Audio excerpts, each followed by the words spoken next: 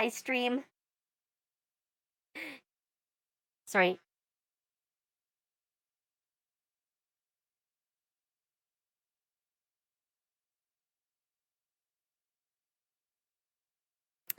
Yeah, that's fine.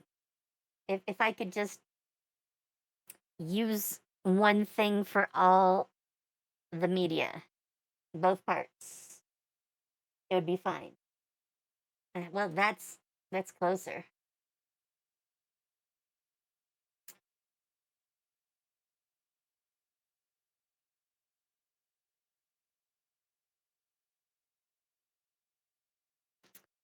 I think I'm just gonna live with this.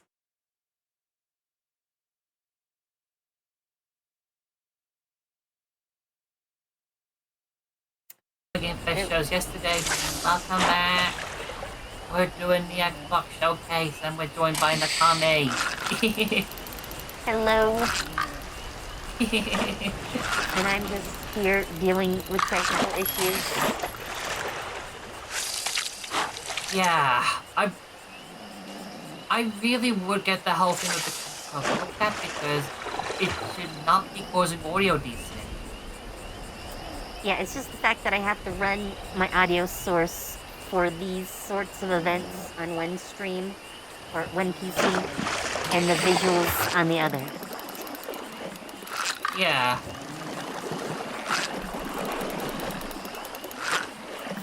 That is my entire issue. And I wish I didn't have it, but...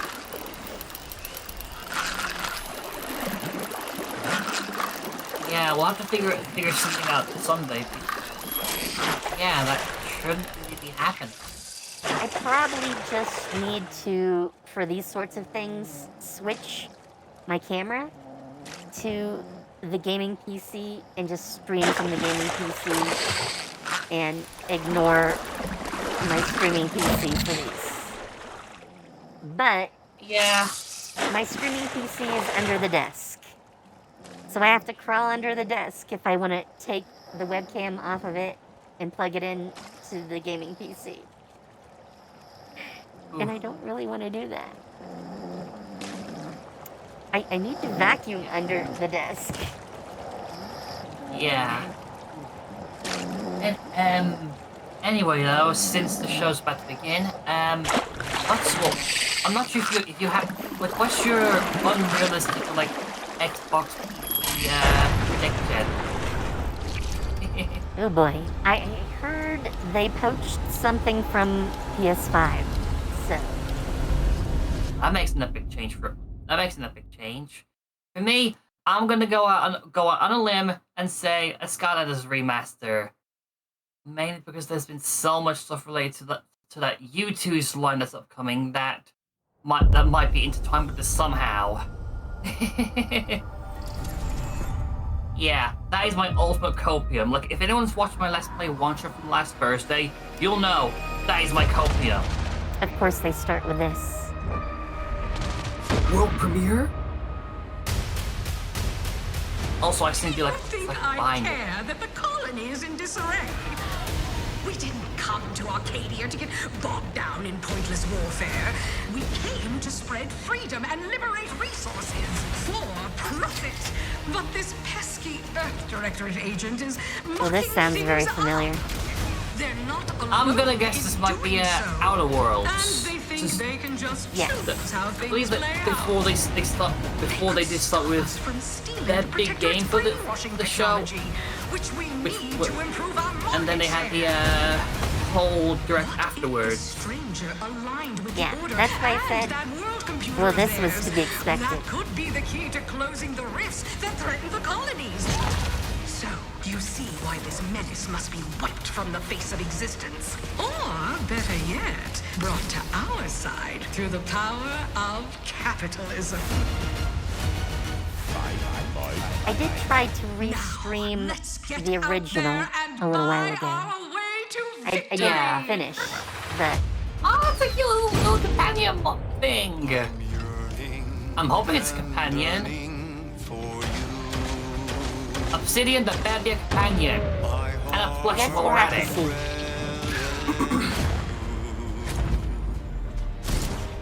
Every last last bit of my way, every last bit that I'm paid, every last bit that I save is intended for you.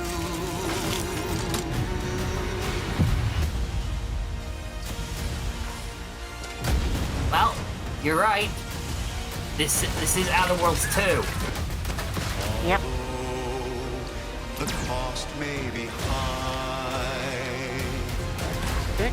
One day, I know you'll be mine. Ew, props. For now, I'll take one that's brand new. 'Cause Man, that was painful.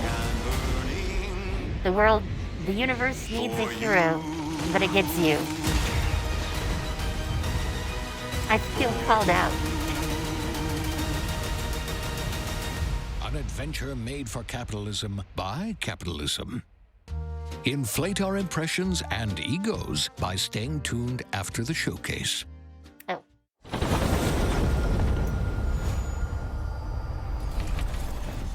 Chat, ignore what you see for half a sec. World premiere. Babe, what's wrong? I'm sorry. I've just been so depressed lately. You know, it would fix everything. Humanzaprine. Oh, it's high on life too. Does look like it might be. Yeah. That knife had a face on it, and so and I was told, yeah, that gun basically confirms it. High on life too.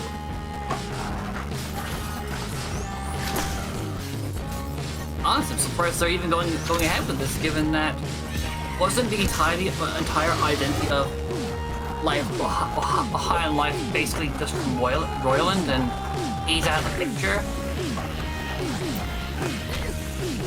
I do not know for sure. I was not a huge fan of the original because I just don't vibe with their sense of humor, but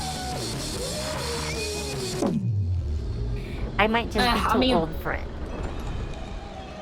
I mean, I kept an eye on the whole thing because of Rick and Morty, so... Yeah, humans are barely sentient.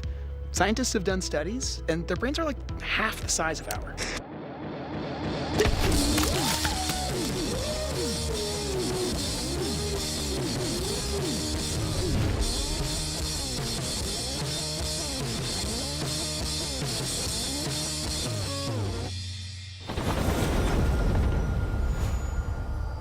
I mean, obviously, you play it day one on Game Pass.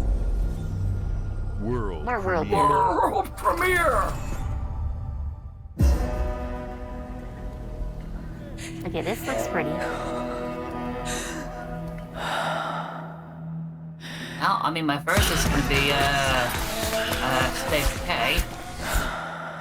I mean, it's been long enough. I think we should finally see something from that. Huh. Definitely in the past.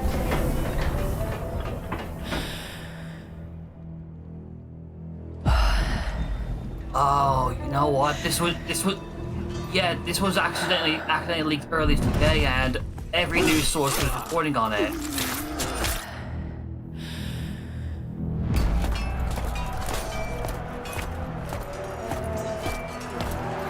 Luckily, I did not see those. Unfortunately, I did while I was getting ready for the stream.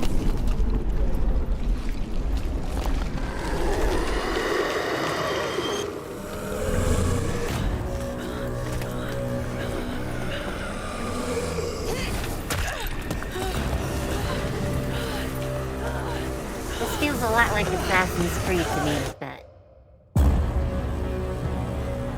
I don't think it is.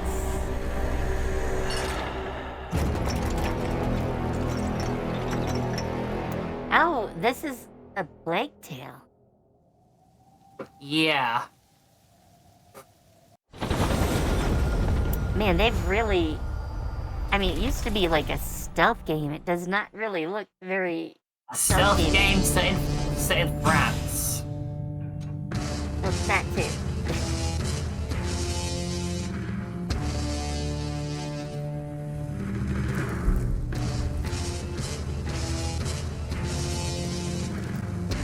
kind of making me want to play with some, like, gel. That looks fun. I think I know what this is. This is the that rumored ROG Ally. That's like Xbox theme.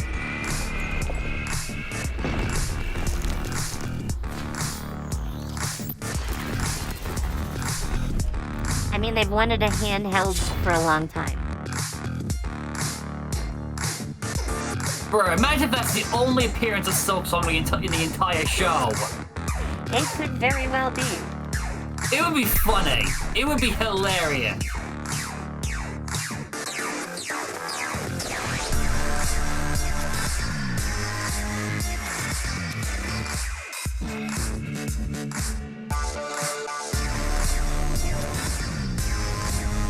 This also, though, does explain why they released, like, a version of, like, the Xbox OS that could theoretically run on a PC.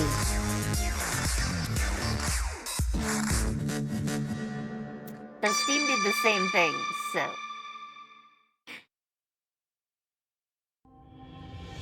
At Xbox, we strive to put the player first. And that's what you've seen from us over the years. We've led the industry with backward compatibility. We championed crossplay and cross-progression.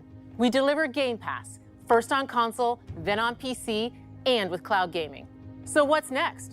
How can we give you even more freedom, more choice, more ways to play? I mean, how about... Our next step is to unify your how gaming, about some no games matter where you buy or exclusive play. to the Xbox? So we're building an Xbox experience designed for players, not locked to a single store or tied to one device. The Xbox Ally is an Xbox you can hold in your hands, bringing together the power of Xbox and the freedom of Windows. On this Xbox, you can play games across your entire library, including all the Windows PC game stores, from Xbox and Battle.net to Steam, GOG, and Ubisoft Connect. And the highly anticipated Hollow Knight Silksong will be available at launch and in Game Pass when the Ally releases later this year. In fact, every new game you see in today's show will be playable on the Xbox Ally. We have always wanted you to have the unique Xbox One experience of collection Xbox on any screen. That's why we're investing in Xbox Play Anywhere. Or ones that Whether haven't you're got playing on console, PC, smart Play TV, Anywhere or enabled. any Windows handheld like the new Xbox Ally, the Xbox experience roams with you. Man, they Your really want to library, hype up progression, the Ally. friends, and achievements. There are over 1,000 Xbox Play Anywhere games on Xbox today. And every new game you see in today's show, from our partners and our studios, is Xbox Play Anywhere. And because it's Xbox, you can always have access to Game Pass, with a diverse lineup of games from the biggest franchises to critically acclaimed indie hits. This is the freedom we believe players should have. Any game, anywhere. And we are giving it our all every day to make this vision real. But it all comes back to the games. From Dead to Rights on the original Xbox to Armored Core 6, our relationship with Bandai Namco Entertainment has stood the test of time. We both believe in bringing amazing experiences to players around the world, and their next game does exactly that.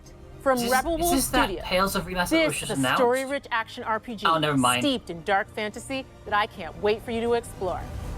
Thank you, and enjoy the rest of the show. I'm very interested, though. It sounds very vampire-ish.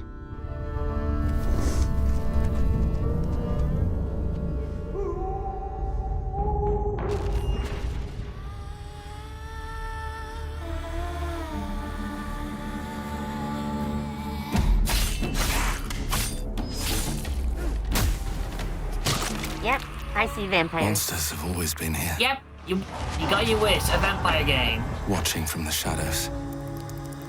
And when we were at our weakest, they came out into the light.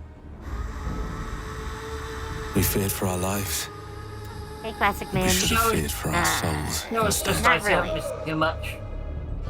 There was a release date for Outer Worlds 2. The vampires didn't come to kill us. And another tiny glance at They came to rule.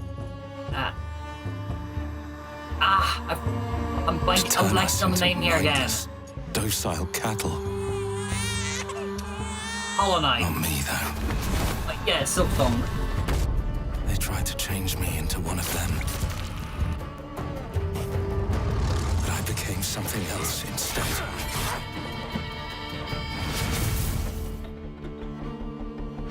Their worst nightmare.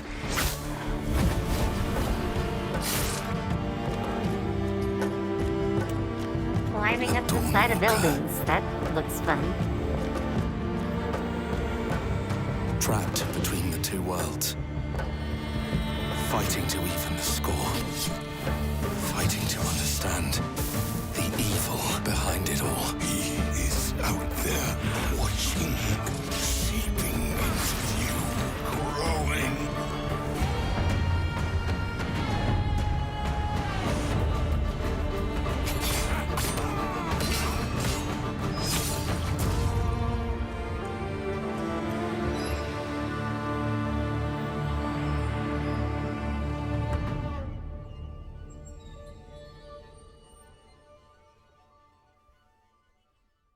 Shadow of very Mordor, curious. but vampires. I mean, I guess that describes it just about perfectly. Or- Premiere.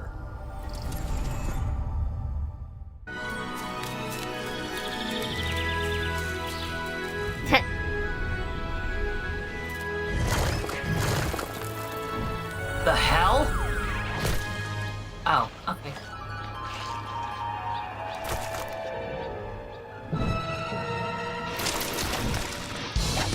Oh, this is Meat Boy.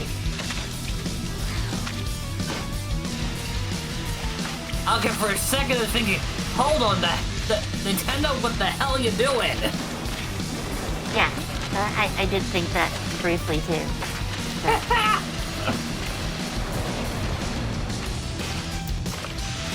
It's Meat Boy in 3D.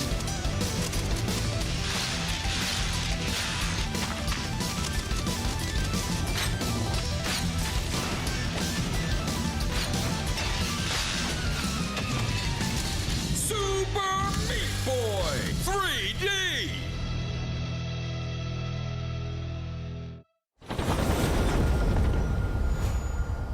Yeah, I'm surprised they never did a true sequel to Meat Boy. I mean, there's, oh, no. I don't know, I can't remember the other one. Damn it. I know there was like a semi-follow-up. Oh. Watch your back, Yakumo. You're a wanted criminal. I'll kill the Dark Dragon myself. Platinum Games too. My mission. You know it's gonna be good then. Ninja. You know it's gonna be good, but incredibly difficult. Breaking the Dark Dragon 3 has its Team consequences. Ninja and Platinum Games, come on.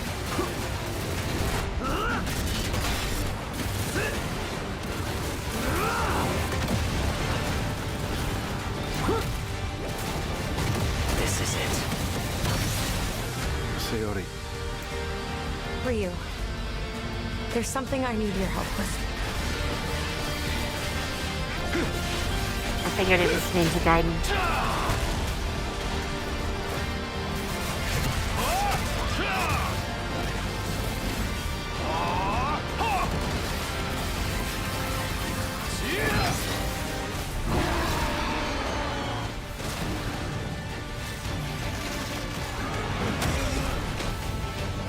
I may as well ask, but what does that mean, plastic?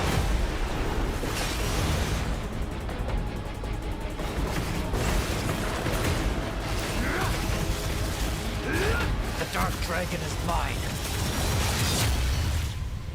That's about what I figured.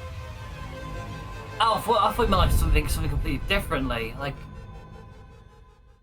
think we all figured it was Ninja Gaiden, but I didn't know if that acronym was like something else. Oh, now it's Bethesda. What's Bethesda from now? This has to be the DLC for Indiana Jones. Yeah. I still haven't played it. Here we go. Good luck, Indy. What are you doing, Jones? Are you crazy?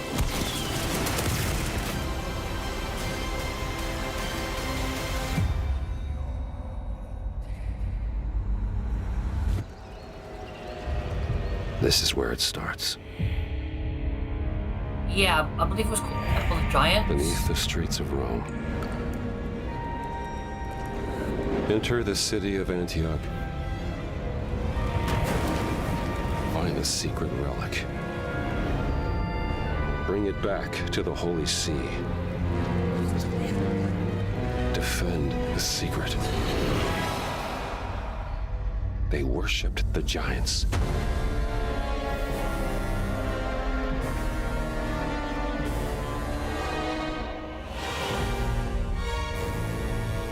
Oh, Order of Giants. Okay, close enough. So are we talking Nephilim here?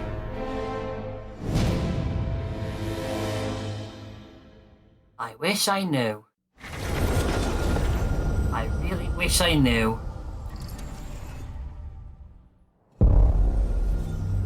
World premiere.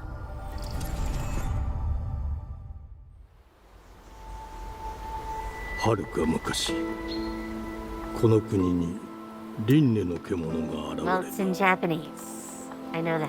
Wait. Is this another Nier game? 輪廻の獣は汚れを吐きあらゆる生物を蝕んだ Okay, maybe Game not. Freak.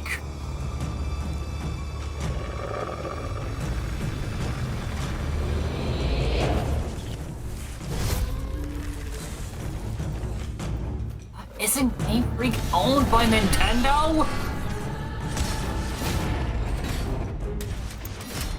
I am not sure.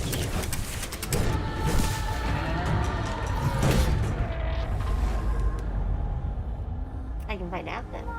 西暦4026年人類は滅亡を待つのみ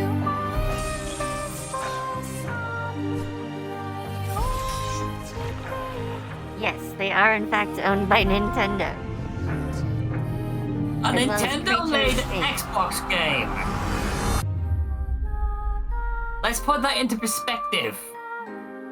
封じ子エマお前こそが I 輪 mean, 廻の they're 獣 not を the 滅ぼす only 刃 owner. となる It's them, creature something or other, and themselves.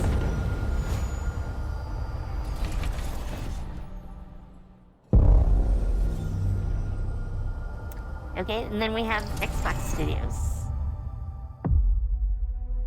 The glittering streets of Avalon sure do shine. Oh, it's Because they Fable. suit their filth down to us. Okay. Get your paper in! Who's for a paper?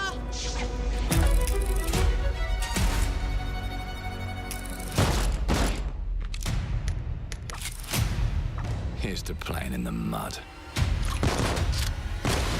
Oh, actually, I don't think it's Fable. I saw Avalon and figured Life here ain't for the Oh, wait. soft-hearted. Fable is Albion, not Avalon. you Doi. fucking rust. It ain't This for is the that, spineless. To keep your filthy pickers off me! And it's sure as shite ain't for the This is that decent. steampunk, like, Bioshock game. Yeah. I've been trying to figure out or remember the name, and it's not coming to me. I have been burgled! Lord Griswick. Yes, I got that part. Do you know anyone who might wish you ill? Yes, everyone.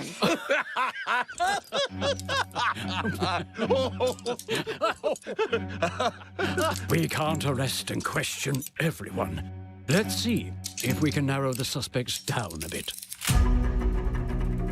They were, Trust your instincts, sir. tall, Yes, sir. built rather slim, well, muscular. Mm-hmm. Was very Wait, is this quick, the character creator? agile, Go on. I think with it a is. mustache. No, larger. We're being framed for robbing this guy? Quite fashionable. That's the fiend who robbed me. They got my good side I this think time. we are. Breaking in is the easy part. Ew. Your brandy, sir. Getting away with it is the real trick. These candlesticks ain't gold. Worthless and dull, just like you. Nah, I have a customer. How can I help you? I'd rather talk to you, Errol. Sounds like I'll get a better deal. You talk to me first, and him never. Got it? Uncle's a bit touchy, ain't he, Errol? Touchy? I say I'm touchy! There. Anything else you'd care to say to Errol? Brains. If I hadn't seen it with my own eyes, I wouldn't have believed it. Round here, it's all Well, sharp that's great. edges, empty pockets, All the charm. and blood on the cobbles. Goodbye, Silas. No, no! I'll hurt you, you fucking meatsack! I'll leave you with a pissing pan of peaches! You'd either got a gang at your back, or a knife in it. We're family here. Family takes care of its own. Can't put a price on that, can you? Them's in charge. They don't keep order. They keep power. Take this thing into the crucible and melt it. They just want us beaten, broken, and too scared to fight back. I don't want to kill him. That's why it pays to be clever and well-armed.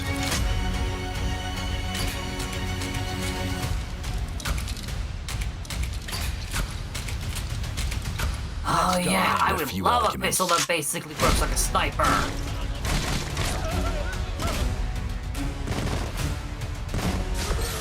Don't get cocky. They've got a weapon far And that fires worse. electricity. Time. Yes. And if they can rewrite history, they can rewrite us. But look who just found Mummy's keys. Now I can fiddle with time. Yeah, this is definitely a Dishonored game. No, this Put the isn't bullet back in Dishonored. the barrel. Bring the chaos to a crawl. I mean, Take a that's mistake sort of the and premise make it of like it never happened. Dishonored. We can change the world as we know Or it. the last one, at least? One choice at a time. I could swear it was one And of I can those. even go back and change the past to change the future. And let me tell ya, the hunters don't like it when the rabbits got the gun.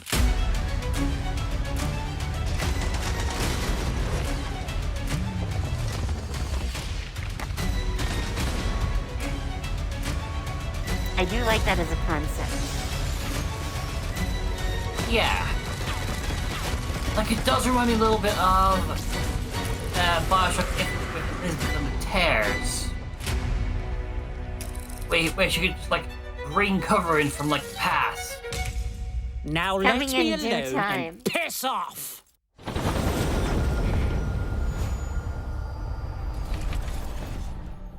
So someday. Our creative teams Eventually. are dedicated to bringing players award-winning, record-breaking, critically acclaimed games. Call of Duty, Black Ops 6 from Activision, Doom, The Dark Ages from Bethesda, Diablo 4, Vessel of Hatred from Blizzard, and Avowed from Xbox Game Studios. All of our teams across Xbox First Party are shipping their most played games ever, and they're also delivering more content than ever before. From original single-player experiences to vast online worlds, our teams are empowered to build the games they've always dreamed of.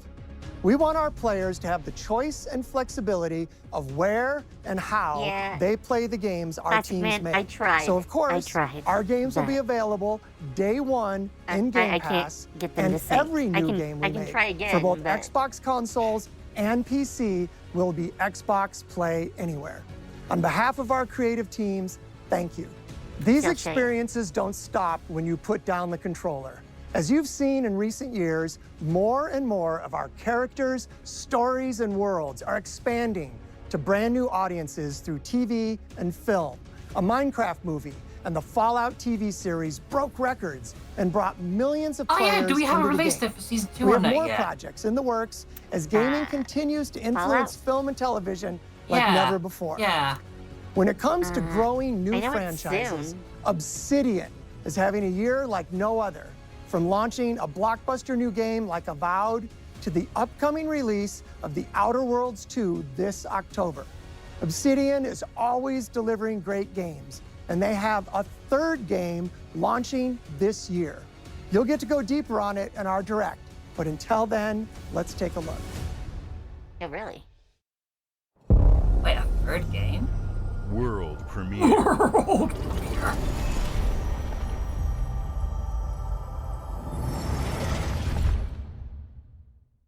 I told you, you can't run from me, you foul beast! What? Discount He-Man? With new flexible legs, the yoke girth action figure can ride anything! Breaking news. There's been an explosion at Brook Hollow Park. Chaos descended on a ceremony commemorating the 2-year anniversary of when 4 teenagers were miniaturized against their will and left to fight for their survival in the backyard of a deranged scientist. Formerly evil company Ominent Practical Technologies was set to dedicate a statue of the 4 teenagers, fast food science robot Burgle, and Dr. Tully when an explosion erupted. Dr. Tully and the teenagers' current whereabouts are also unknown.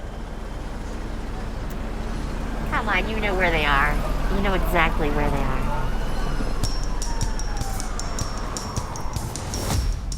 You gotta keep them separated.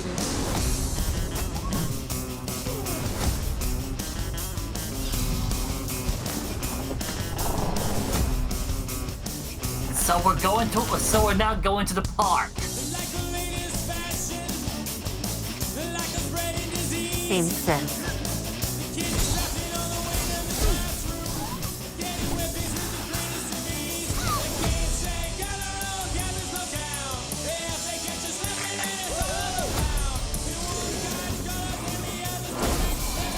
Oh, I don't want to fight a mantis. Screw that.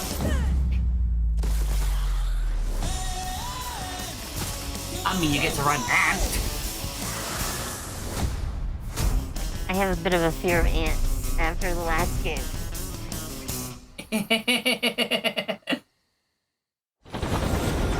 Oh, that's the third game then.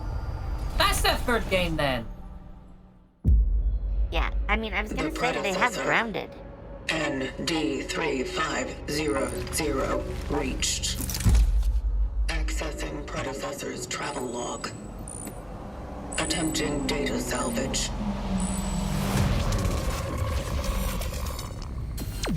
I have encountered an unprecedented orphan. It was in a state of suppressed recomposition. The behavior pattern of the orphans populating the area is highly unusual.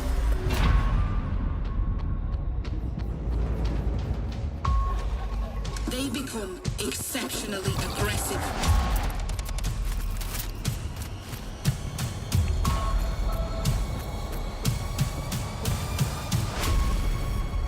It is highly recommended to proceed with caution.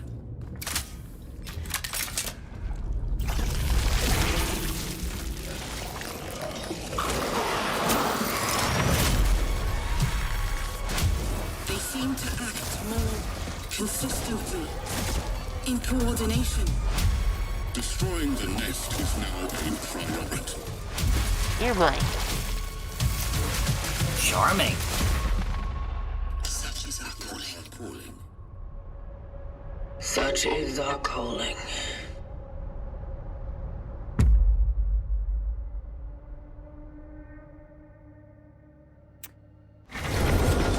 Well, they want to do some body horror. That's fun. Sure.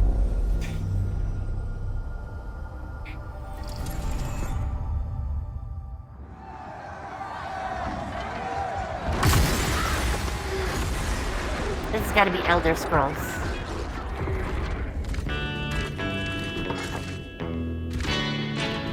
I didn't imagine it being Elder Scrolls given that they had not long released these 2 expansions for ESO.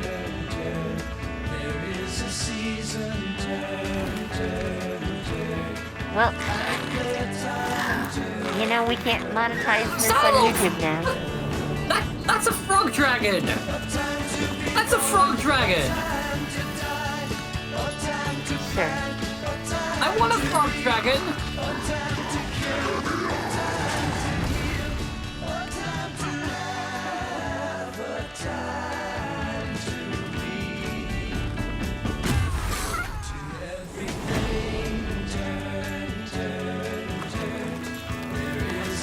I never really played ESN, so... Okay, they're pushing that cat thing, but I want them to go back to the frog dragon. That's my peak.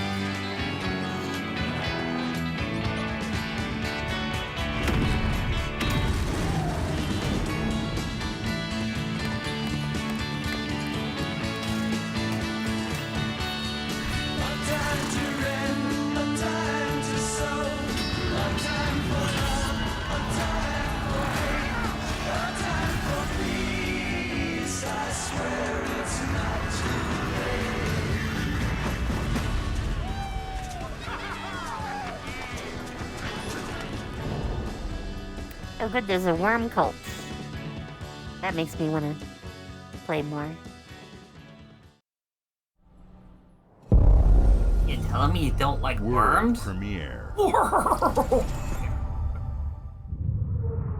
Sci-fi already has my interest. Mayday!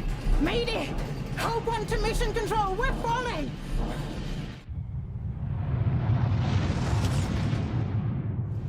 Thomas, the ship's breaking apart!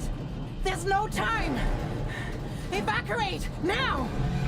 Thomas, come in! Well, that's not good. Ariane, you sacrificed everything for a new world, to save mankind. And I'll always love you for that. Okay, a new Don't game.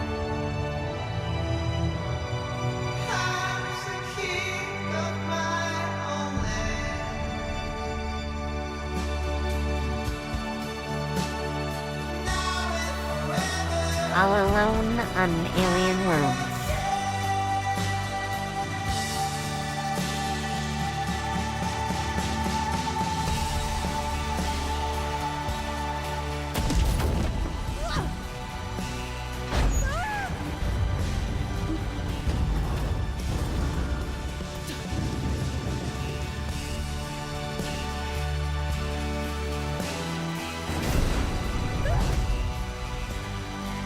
Now, if she had hesitated for a 10th of a second longer, that thing would have been taking her entire body with it.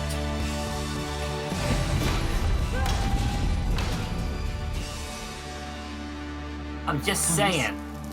Wherever you are, I'll find you.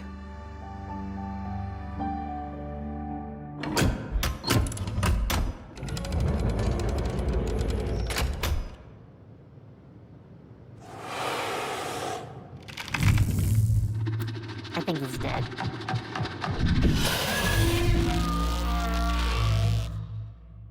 Either he just seen. That's nice. Either or he's just seen Razor's next RGB setup. So it's only the R. I mean those sounds. Those sounds. World premiere.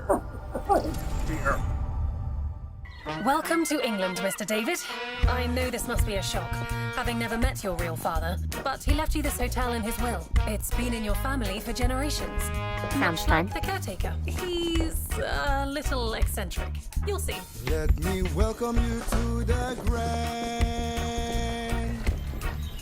a hotel famous across the land.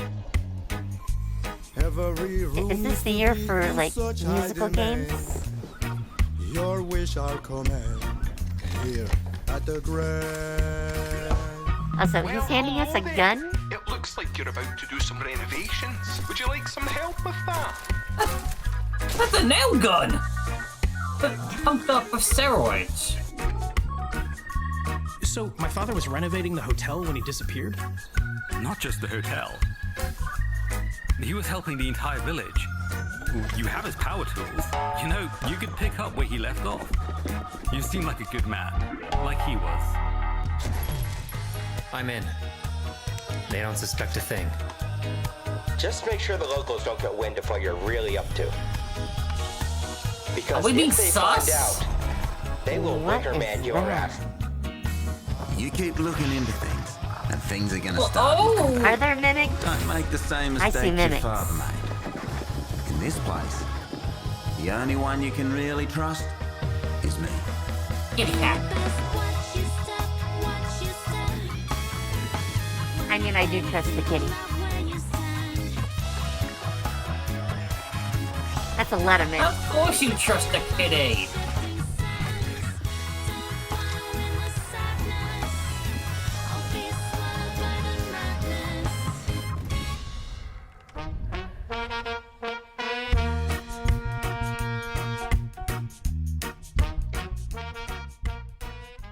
I mean, it might be Classic Man. It's kind of hard to tell.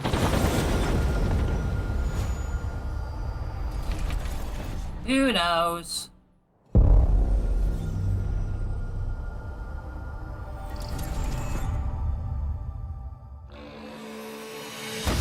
There are as many gods in the world as there are stars in the heavens. And when we need their help, they send us a hero. Who would have guessed the defender of Maybe my my first guess is gonna be homeland to do with Smite. be my daughter? She unlocked the heavenly spirit. Oh, never mind. But is she worthy?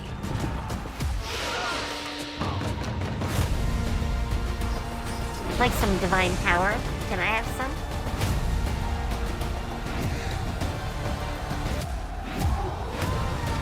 I think this is Age of Mythology. Oh yeah.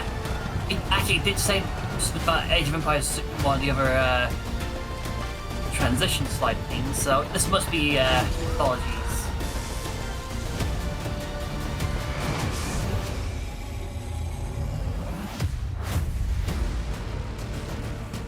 You can't rule if the heavenly spear is mine. Because of course. Of course that's the case.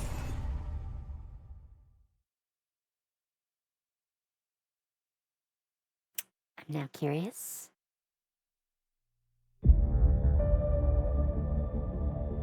주권 국가의 자주적 결정을 누가 허락하는가? 만약 이 결정이 패권 국가의 특정 정치 집단의 이익을 저해한다면 당신의 특정 행동이 대중의 의사결정에 영향을 미칠 수 있으며 반대로 누군가는 당신의 의사결정에 영향을 주려 한다는 것을 인지할 때 자신만의 온전한 입장을 세울 수 있지 않을까? 당신의 입장은 온전한 본인의 판단인가? 그렇게 믿고 있거나 믿고 싶을 뿐.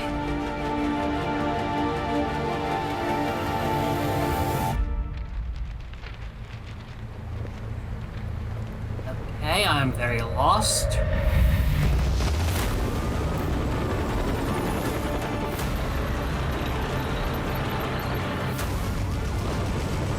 I have a feeling in the game the US sends military forces to Japan. I don't know why, but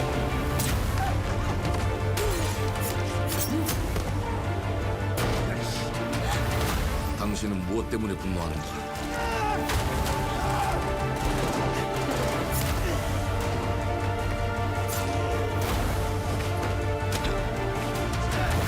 당신의 분노는 스스로 결정한 것인가?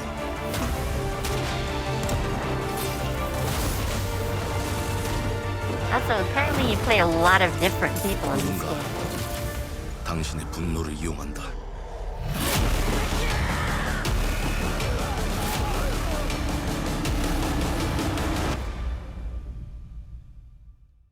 지정태. 지정태!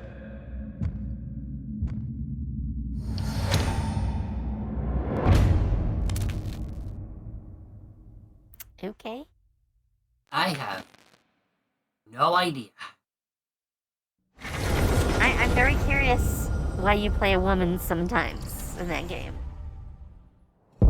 Like, is it like world premiere? Is it like a body swap kind of thing? Who knows? I definitely can't tell. Oh, that can't be good. Planet of Lana? That's already out, isn't it? Novo. Te kemaite mana. Muy te unanite waiora. Dia. Novo tu alibemo iwalotamo. Yeah, isn't this already out on Xbox? Ona utalima. Diefema. I think this is a sequel.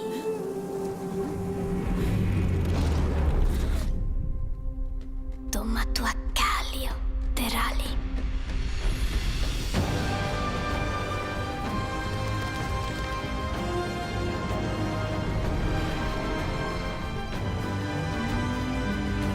Oh, well, you know that.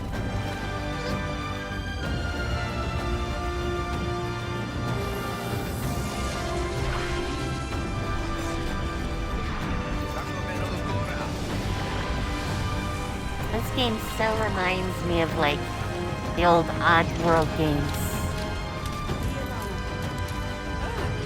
Non-depressing limbo. I mean, I guess you can call it that.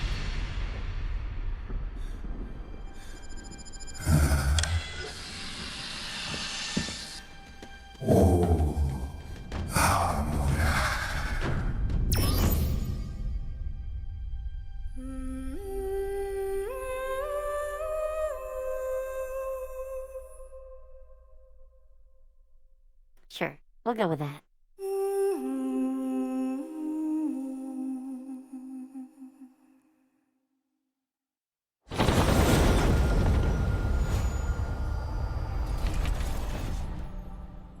You gotta remind us every time that you can play it anywhere.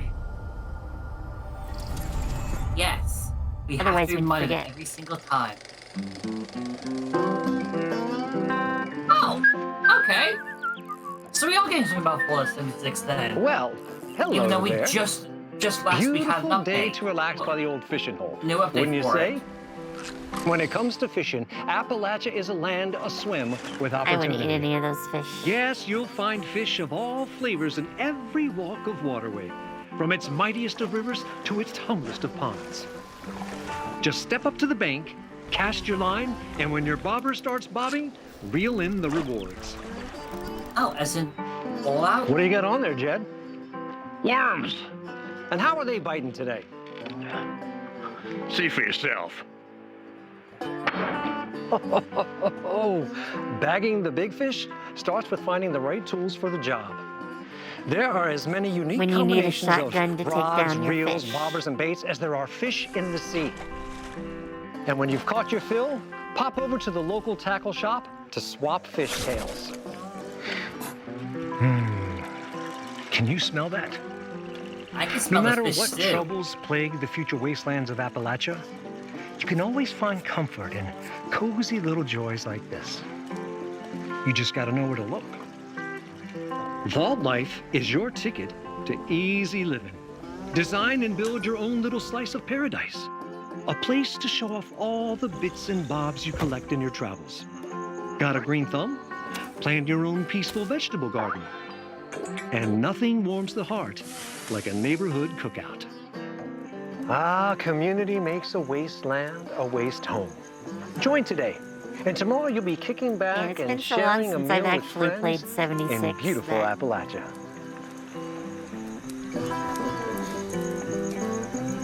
I have no idea even where in the world my character would be.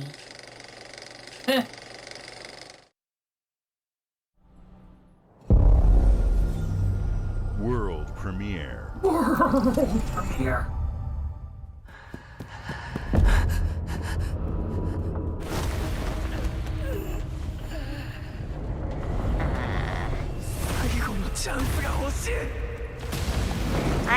I was gonna say, is this solo leveling? And then they answered my question. It did say arise made me think of the mobile gacha game. Yep. I'm guessing this is a real game and not a phone game now.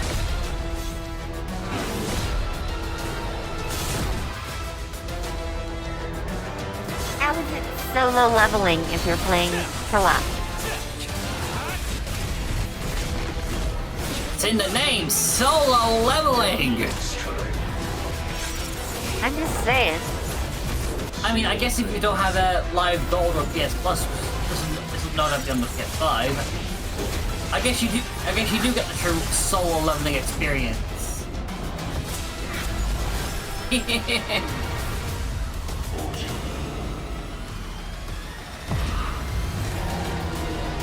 Unless we're about to establish that we... Unless Dan is about to establish the... Oh, no mention PlayStation. That's a surprise.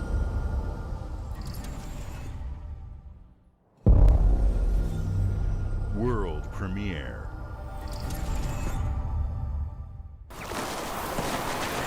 Oh, so it is a console. It is a HD version of the phone game then. Oh, that's cute!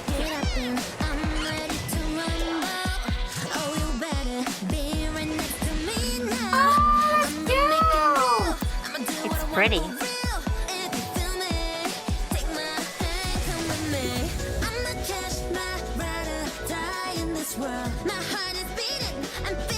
I'm sorry, I made a mistake. I'm mistaken here, but did I just see a straight up T-bone?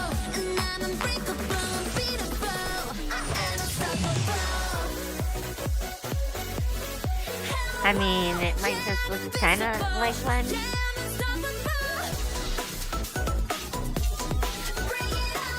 This is obviously, though, Pokemon inspired.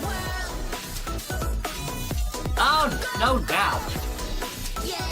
So obviously you're also transforming. So, a little bit different.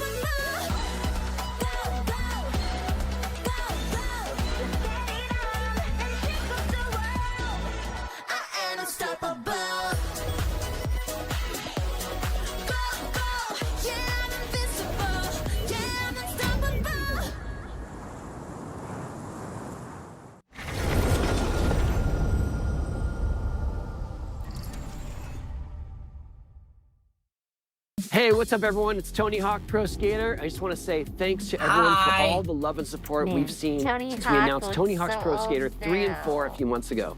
These games have changed my life. But more than that, I've seen them help spread a love and appreciation for skating all over the world. And that means everything to me and the team. I can't wait for you all to experience the game. It's been rebuilt with so much care and attention to detail, with some brand new parks, new music, new skaters, and more. And you can enjoy it all with your friends with up to 8 players in multiplayer. Tony Hawk's Pro Skater 3 and 4 officially drops July 11th, and we have a lot more surprises to come. Check out the launch trailer now. Launch trailer? We're a month from launch though.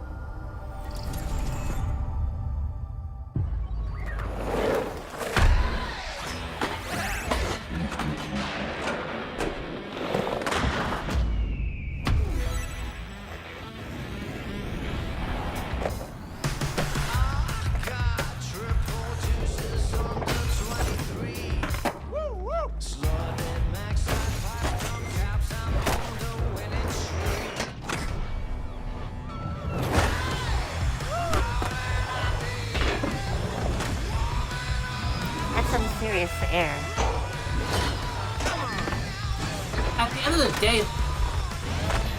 Oh, hello. Are we the old visuals a new one here, or are they just doing it to show off how different it looks now?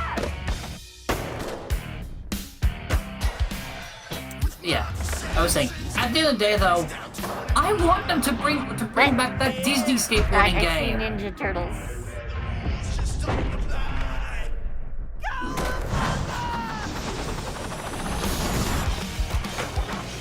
Okay, that's... Honestly, that felt like an inevitability since they've already announced they're bringing SpongeBob into this.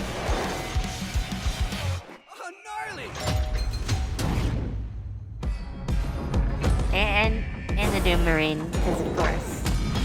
Yeah, that was Marine as day one.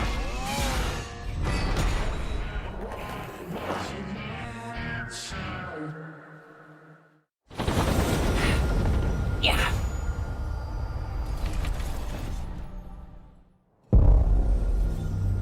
World premiere.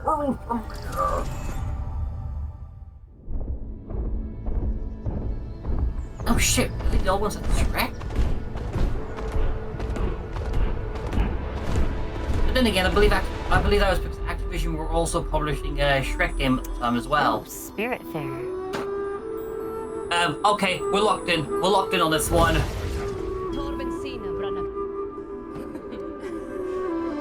I mean, sisterly hugs are good. I'm here for this. Yep, I'm already locked in. I want to go back on the Feels train. Chugga chugga.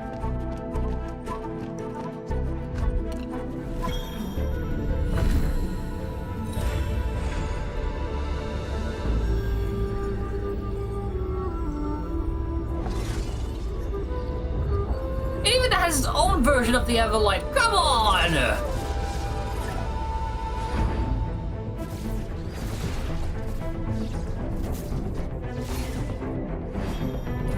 What the heck?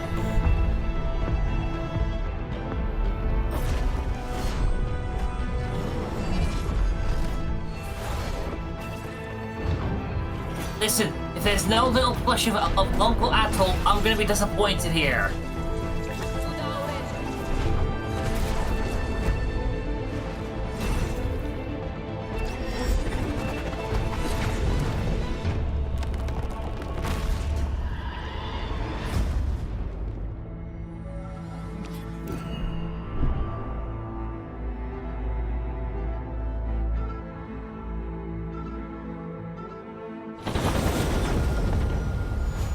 I'm still not sure what to say about that.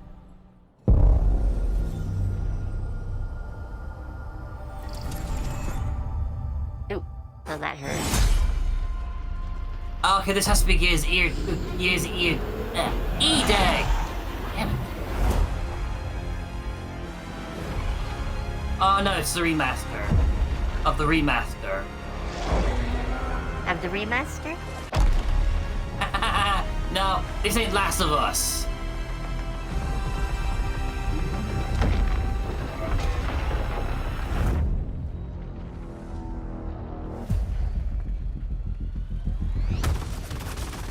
Look who decided to show up.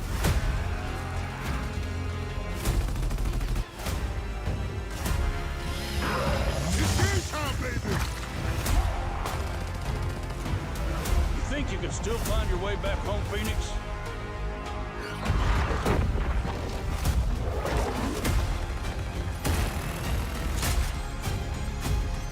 Looks like they upgraded.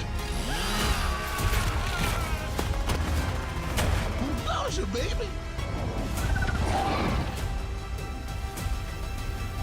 Let's do this.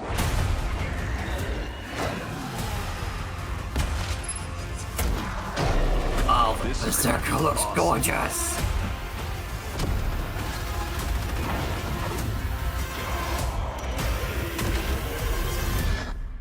Form up!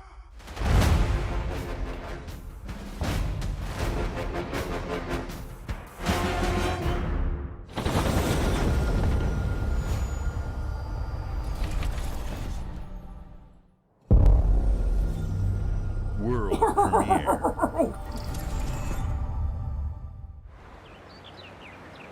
Well, we're in Japan. Yes! You seem to be in Japan. Why do I feel like this is a Persona game? Because the music that immediately starts after my comment. I mean, there's a whole stack of TVs. Wait. Wait, is it? This is... My niece is gonna freak! Okay, I'm gonna let her know now. Man, you're gonna make me buy a new version of that too. My heart can't take that. I said when 3 came out for the remake that they should do 4. And here's 4. The smugglers. Congratulations! Congratulations! You're a prophet! But you won't see us. You won't hear us. And the only way you'd ever know it is if that's what we wanted. As smugglers, we deal in the goods others are afraid to handle. If you want to celebrate 40 years, explosives. there's a certain Baron Bird duo who should be It's a brought life back. of danger like no other. So I guess my question is, can you handle that?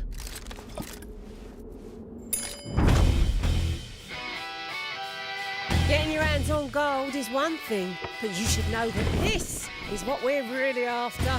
The bigger the boom, the better.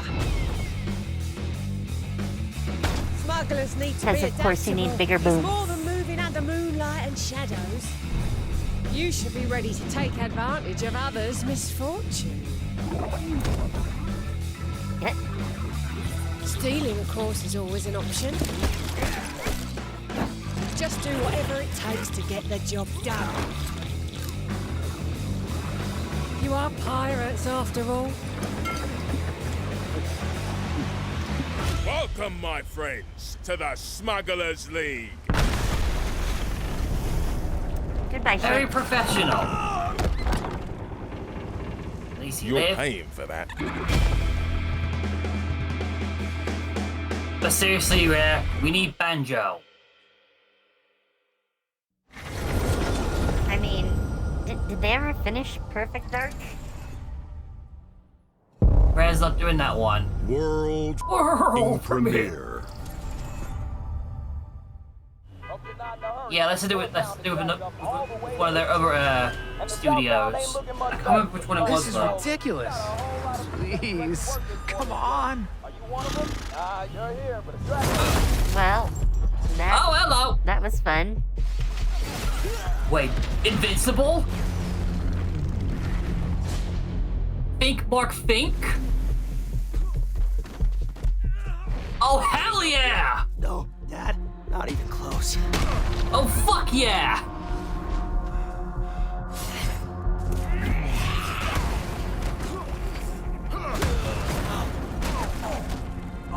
Shut the fuck up and take my money!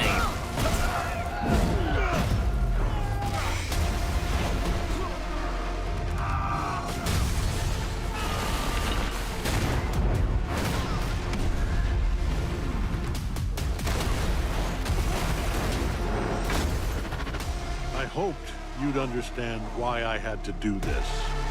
Accept our rules Show or Casto! die.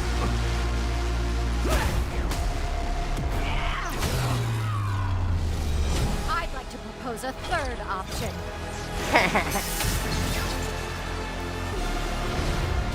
Ripperoni to my boy Rex!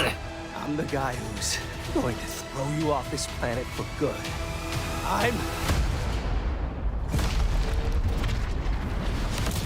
I trusted you! I believe. Yeah, this is my. Yeah, this is a fighting game. I mean, I was hoping for it to be somewhat. I mean, I was really hoping for that to be like a warrior style game where we have like a phase we go up against like the where we have like the fucking Invincible War. That would have been peak. Let's do this.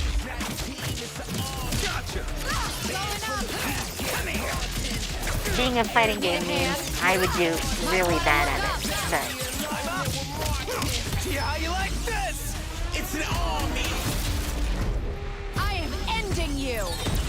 I see it all now. They told him to make Conquest a DLC character or well pre-order character. I am not up to date on where the show went. I think I was in like season 2 at some point.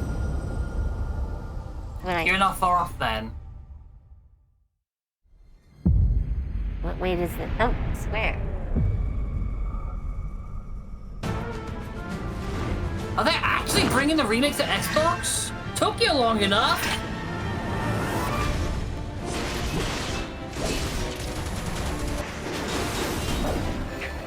Honestly, it's just damn ironic that they had that Crisis Core remake that basically served as the prequel to remake, but not actually doing anything with bringing the remake over to Xbox until now. I'm here to even the odds.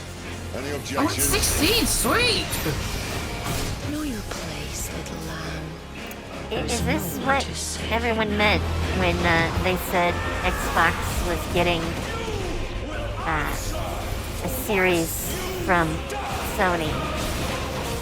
I'm gonna guess so, since well, remake was already announced for Switch 2, so it would have made sense if this actually is the case.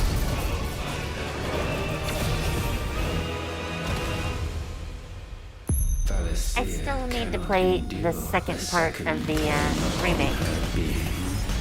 I still need to finish that, honestly, as well as 16. I've never been able to purchase the second part of the remake. Okay, well, that's good. The stealth drop of all time. World premiere. Casual AAA title drop. Oh, Double Fine. Psychonauts 3, I'm guessing?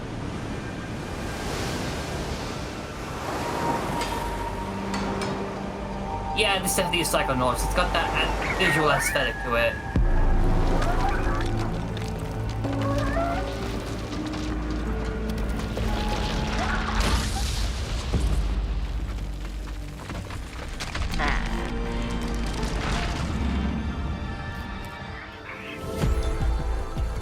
Why does this lighthouse have legs? Wait, this isn't Psychonauts.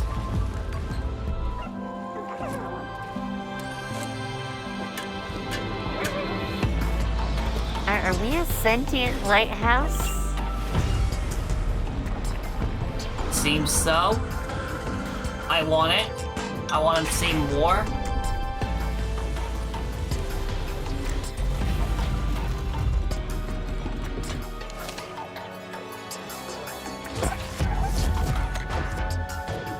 And now the bird's an egg.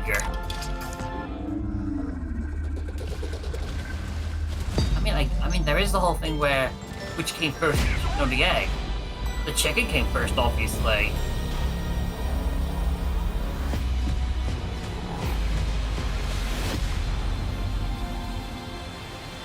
I wish I knew what the heck I was looking at. Oh, it's a keeper, all right.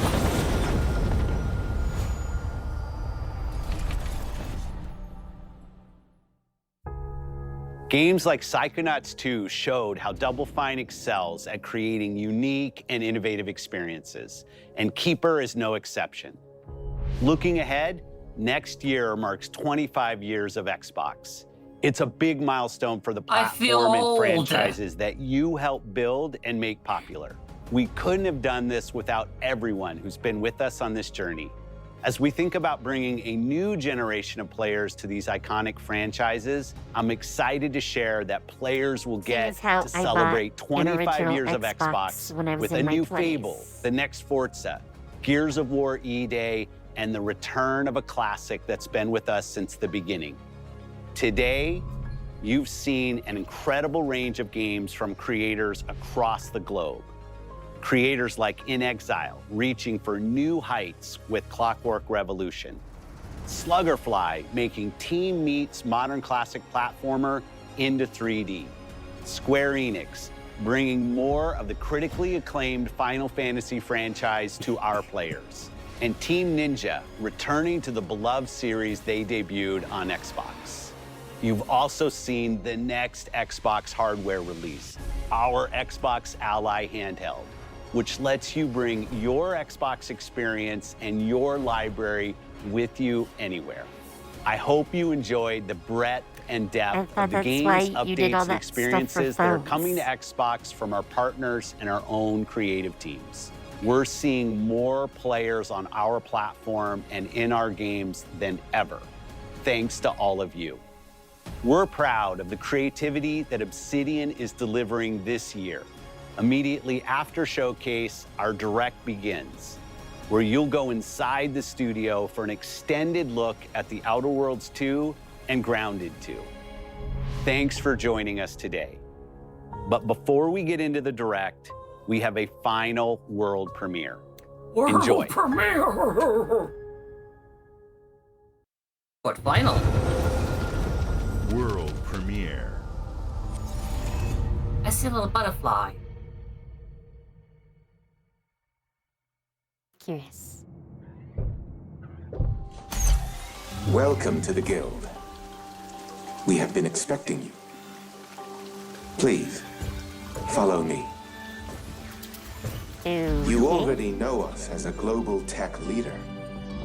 Our software, our systems, combined with our skilled team, is designed to save lives. It's reminding me of something, and I'm not sure what this is. It's reminding me of the importance of our work. Here, you'll witness the global scope of that mission in action. Let me introduce you to our esteemed visionary.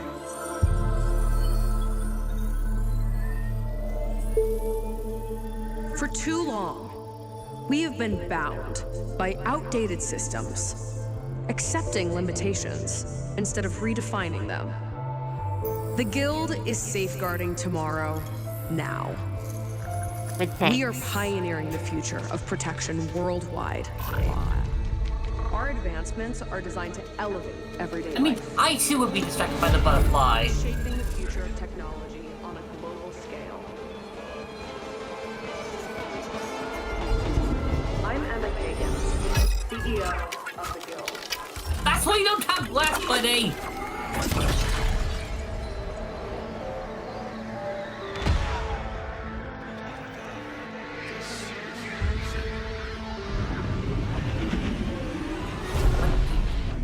That's a little trippy. I'm sorry, is this Inception the game?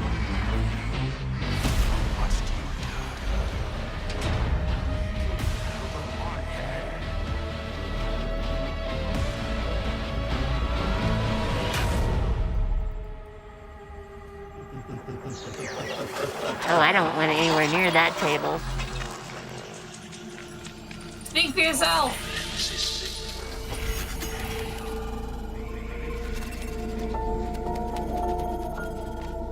Fear is a powerful thing. David Mason.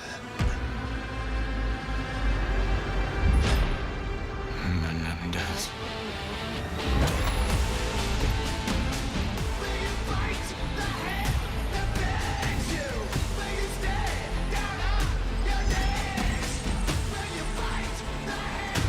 Wait, what? Didn't we just have Black Ops 6 last year? I can't keep up with them. Yeah, last year was Black Ops 6.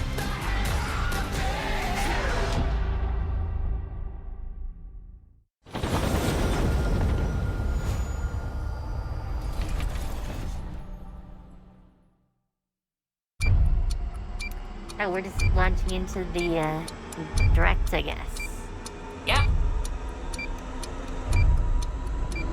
So we got 18 minutes before the PC gaming show fires up.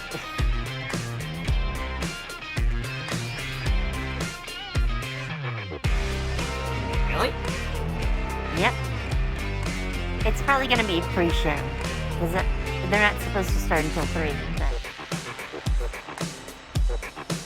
Welcome to Obsidian Entertainment. We're here at the studio have should be joked for like around 2 that this has hours been long. the year of Obsidian, with Avowed releasing early this year and now ending the year with 2 more games. Literally. And what better way to cap this incredible year for us than by doing what our studio does best, sequels. That's where I come in. You can get out of here, Fergus. Thank you so much. No, you're doing great. You nailed it. The sequel is the lifeblood of every great franchise. Think about it. The original creates the world and builds fandom, but the I read sequel... it wrong. I read it wrong yesterday. That's what makes it worth remembering. I thought it was no 9 sequel, p.m. BST. No hoverboard. No sequel, no dual SMGs. No sequel, no Raccoon Tail. No sequel, no Zune 2. Which doesn't really exist, but I wish it had. There was a Zune 2. There was? There was a Zune 2? I'm Mark, the head of sequels here at Obsidian, and I have sequelized everything. Blockbuster movies to AAA video games to my first marriage, so trust me. I know what I'm doing. Come along on this journey with me. Part 2. He sequeled his marriage. Sure, that's how we're gonna word that.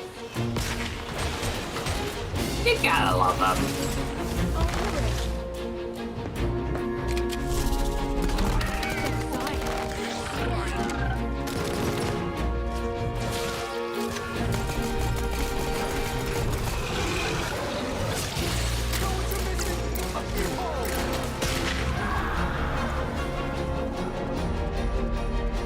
The Outer Worlds 2 is a sequel to The Outer Worlds 1.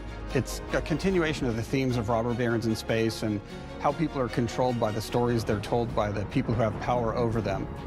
This time we're able to go a lot deeper because we have more time and money, which is a great thing, and we're able to make it a much more true Obsidian reactive RPG than we were the first time around. So we're going deeper and more complex with everything for this sequel. Deeper story, lore, RPG interactions, reactivity, all the things we've been known for as a company. It's really a complete realization of everything people want from an Obsidian game. Surprisingly, this is the first time in over 25 years that I've had the chance to do a full sequel for a world that I helped co-create. It's really just a fantastic opportunity to explore and expand the universe in interesting ways, and to go even further with the themes of how people are affected by living in a dystopian corporate reality. You can shoot your way through it, you can talk your way through it, you can sneak your way through it. And so no matter what kind of play style that you like, this is just an awesome franchise and an awesome game to jump into, even if it's your first one. Grab myself some drink. The first Outer Worlds was a great base to start from. It has all the elements of a great Obsidian RPG. Interesting characters, deep worlds, important choices. In the Outer Worlds 2, not only did we want to double down on those elements, but we wanted to give players even more of it. We've also put a lot of investment into skills and traits that impact things like combat, conversations, and areas that we call RPG interactions, which are the part of the world where players can use their specific skills, perks, and backgrounds to solve problems in unique ways in our new, bigger worlds.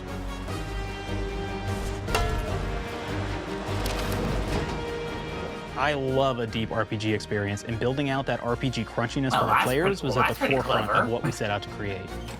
We prioritize those deeper RPG options with different character builds and combos so players can express their role-playing power fantasies. We also have different equipment options for different playstyles and different companions with different abilities.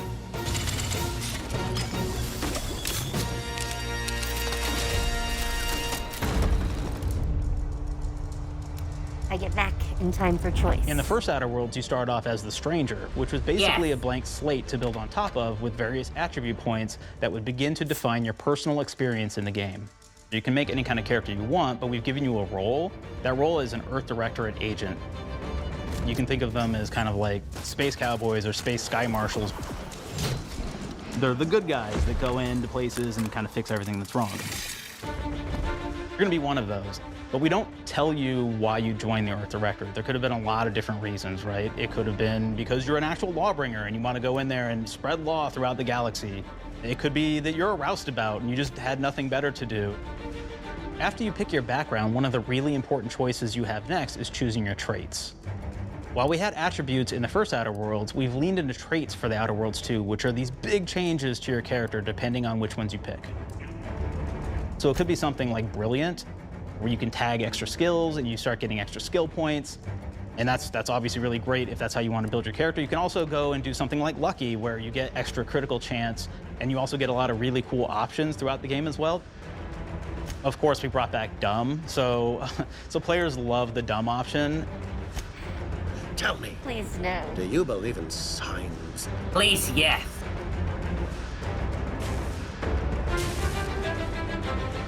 Not quite what I meant, but I like your contempt for boundaries.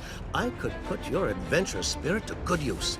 And you get like lots of really cool, fun conversation options in the game, but we took that even further. And again, there's lots of elements in the game where you can be dumb and use that for something. Could be something as simple as banging on a machine to get it to work.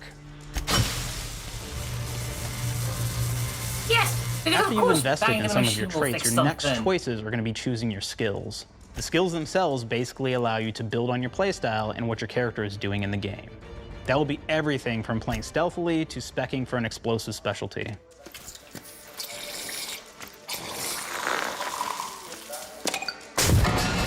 Oh, hell yeah!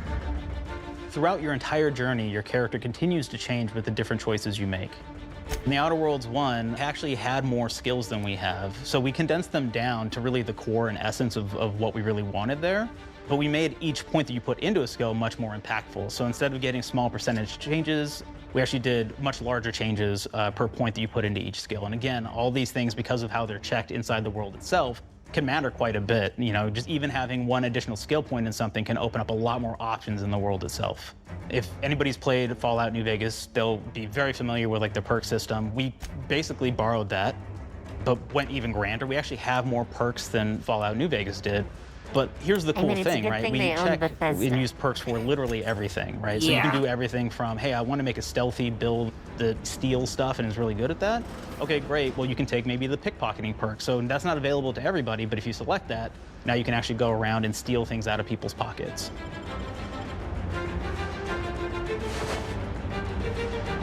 There's another perk called heavy-handed, right? Where say you're a melee person, what this does is now your power attacks that you use actually knock people down. Oh man, I really like the serial killer perk. As you start killing people, they will drop hearts. And you can take those hearts, and essentially you're taking these trophies, you could say, and it's actually giving you a permanent health bonus every time you do it. We have this perk called Assassin. Now, this is an early game perk that you can take, which every time you stealth attack an enemy, you're actually gonna get a movement bonus for a certain amount of time.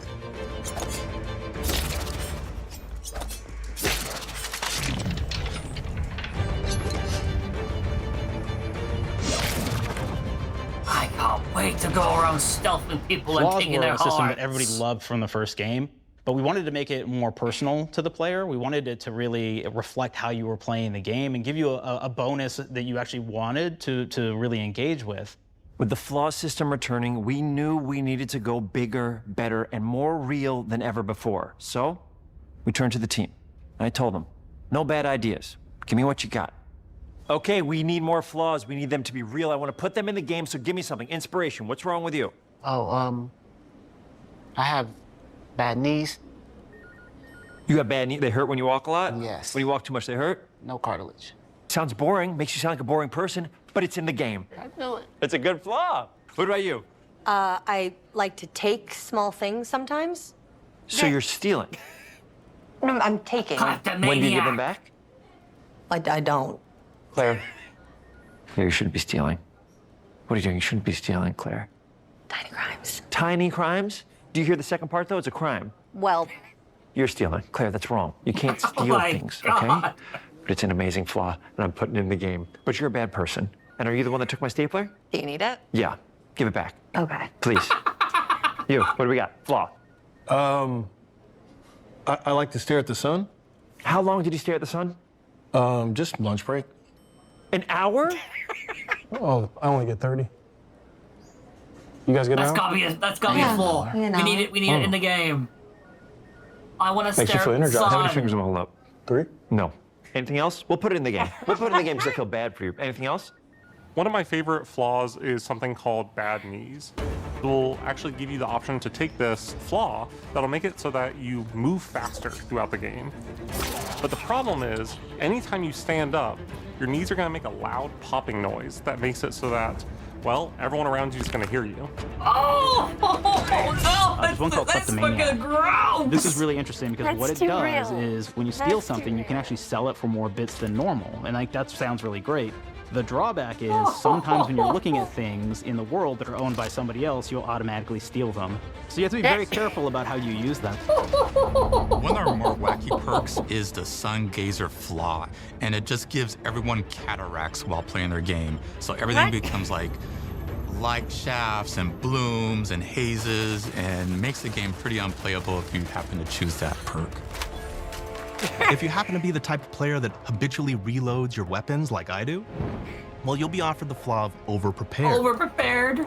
Now, you'll get larger magazine sizes on all of your weapons, but if you ever fully empty your magazine, you're gonna take a debuff for a while.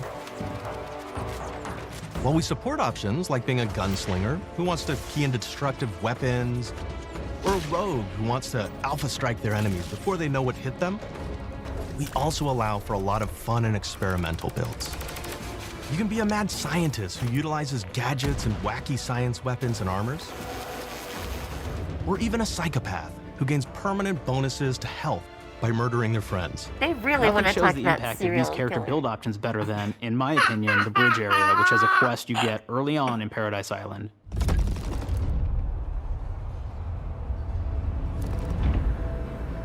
Not only do you kind of encounter this very early, and it's a very core one to the story, but it really expresses our philosophy of allowing the player to solve problems in a bunch of ways. So you may solve it by, speech options. You may talk to them and maybe have to go do a quest for them and really kind of prove that you're a friend of the Protectorate to get by. I may have need of your help, stranger, if you are ready to seize an opportunity to show fealty to the Protectorate. You could go guns blazing and you could just take everyone out inside the POI, lower the bridge itself, and kind of get across. I mean, that works. Seems legit. You could sneak in, lower the bridge, and then actually sneak in under the bridge to get over to the other side. That would probably be what I would do. With the kleptomaniac ball. I mean, I wouldn't necessarily go klepto, but...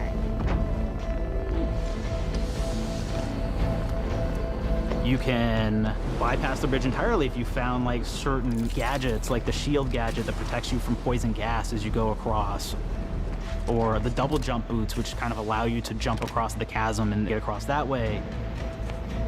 There's even a really kind of messed up way, right? Which is players can actually sacrifice one of their companions. Their companion who they just found is part of...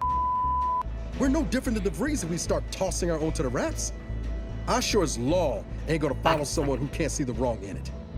I must admit, I'm surprised we could come to an understanding. But I thank you for your loyalty, stranger. As promised, you shall have clearance to cross this bridge. Well, yep, it's such a fun quest, but again, it really showcases that we want you to be able to solve this in whatever way you want to. When you build your character your way, we're there for you. We really want you to have the experience that you want to have out of this.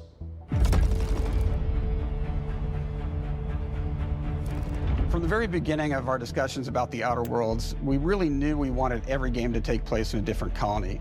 This lets us expand on all aspects of the universe. Every colony can be its own thing with its own flavor, and we can center them around anything we want. Any ideas or setting we're interested in. Arcadia is an isolated colony with abundant resources, and it's run by an authoritarian faction called the Protectorate. Their dictatorship is thematically based around the question of how much freedom people will give up for security and luxury. For Protectorate subjects, unfortunately, that answer is everything. The Protectorate is also incredibly wealthy because it was founded by the inventor of the skip drives, which are the Outer World's faster-than-light engines. But those skip drives are starting to cause rifts in space-time, which are cutting off all the other colonies on Earth from being able to trade with each other. The Order of the Ascendant is an offshoot of the Order of Scientific Inquiry from the original game, and like them are a science-based religion with the same goal of solving the universal equation, which will allow them to predict and alter the future to the benefit of all mankind. They used to be part of the Protectorate, but they split off to focus on solving the equation for the good of everyone, not as a way to simply control the masses. The player's been sent to Arcadia as an Earth Directorate agent to find out how the skip drives are causing the rifts and what can be done to stop them. Each of the factions have their own solutions to the rift problem and their own goals. The Protectorate wants to close them to protect their legacy as the inventor of the drives and their wealth. The Order wants to close them not only for the good of everyone, but also because they're complicating the math they're using to solve the universal equation. And Antes just wants to be able to open and close them at will to control all the trade routes between the colonies. In addition to expanding the themes and lore of the Outer Worlds, we're also expanding the humor, so each faction has its own flavor of absurdity. Anti's Choice is a merger between Anti-Cleo and Spacer's Choice from the original game, and there are corporate representatives in the Outer Worlds too. They've invaded Arcadia to liberate their resources for all of humanity, at a profit, of course. One of my favorite things from Fallout New Vegas is the radio system. It was just iconic for me, and I wanted to make sure that the Outer Worlds 2 had that. So we actually built out 3 different radio stations, one for each of the major factions. You also have a ton of music. Okay, each station might have, like, I think 20 tracks of music that we've made for it. It's a lot of stuff. But the really cool part about this entire thing is that we actually put a lot of reactivity into the radio. So it will respond to the things that are going on around the world that you've been interacting with. So if you go into a location, let's say you solve a problem for the Protector folks, if you listen to the Protector radio station, they're going to be cheering you on as a hero. Wonderful news, everyone. The Zeranium gas leaks at the Automech repair facility, strongly believed to be caused by Anti's Choice malefactors, have been corrected. Yeah, that was like a chocolate cake ready for me. Like a little one. Yeah. I'm not saying we caused it in the first place, but also, PC Gaming Show has its stream up, but it's not showing anything yet. Yeah. The factions and companions are great examples of how we're going deeper and more complex this time around. They're integrated into the game's storyline much more than we did on the first Outer Worlds, and like with everything else in the game, they have a lot more reactivity. There are 6 companions in the Outer Worlds too. As usual, each has their own quest lines, but this time they are also connected to a different faction and have character arcs that the player can affect through their choices. Your first companion is Niles. He's another Earth Directorate agent like you, and he's looking for your help to decide whether he wants to become an even better agent or to turn his back on the Earth Directorate completely. There's also a somewhat cute Automech support drone that is basically Niles' helper. Her name is Val. Marisol's part of the Order of the Ascendant, and she's an aging but still deadly assassin. That's right, she's a deadly mathematician who may or may not have some unfinished business to attend to with the player's help. There's also a cultist named Azza, who is part of a sub-faction that worships the rifts, and in her case, violence in general. You can choose to either turn her away from overt violence or support her chaotic and dangerous tendencies. At one time, Anti's Choice had a program to harass soldiers with animal parts to make them more formidable. Unfortunately, it didn't quite work, and most of them are now dead. There's a combat medic who survived, however, named Inez, and she wants the player to help her fix her graft, among other things. Finally, there's Tristan. He's a protected arbiter who is judge, jury, and executioner all rolled into one heavily armored package. It is your choice to either help him judge wrongdoers or show him what true justice looks like. We definitely have reactivity in the game based on how you've been treating your companions. I won't reveal the end of the game, but let's say if you have not been treating them well, you will find out at the end of the game what that means. Companions are a very, very important part of merchandising, because that's the real beauty of the sequel. We're talking merch, baby. It is the lifeblood. It is what fuels us. Do you want to see some of my ideas? Hop, hop. Check this out.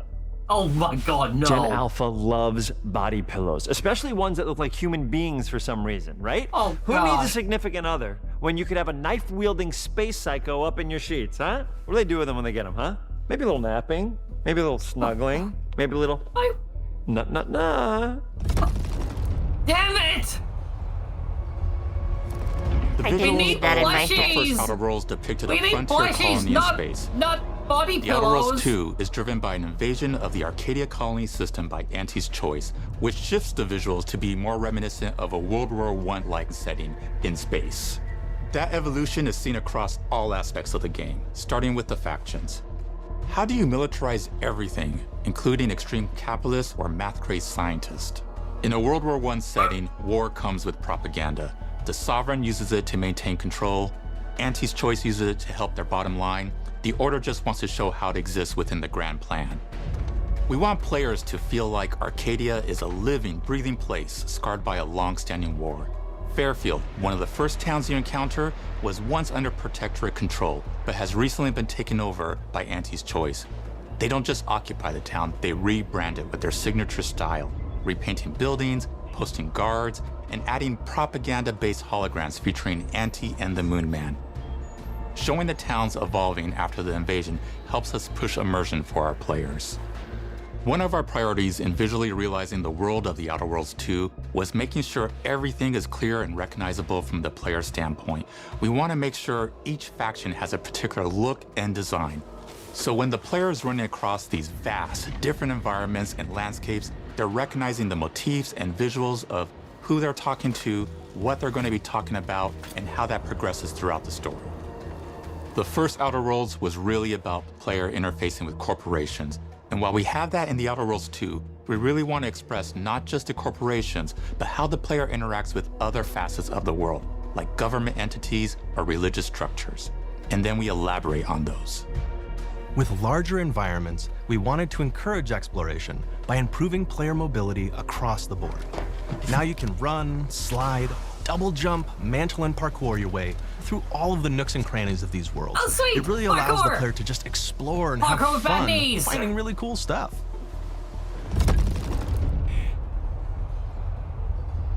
The combination We've we aimed to didn't make know we everything in The needed. Outer Worlds 2 better from top to bottom. Yes! The RPG elements were the start, but that's touched our story, our art, and To be especially fair, our though, gameplay. you are faster with the bad knees flaw A anyway. good sequel is true to the original. That's first and foremost, right? Like, we all want to add in a bunch of things as you're making a sequel, right? We want to make it bigger and better in every way. can That's tell you, what we my were trying bad to do knees here. don't make And I me thought faster. we did not need this consultant. We've made enough sequels.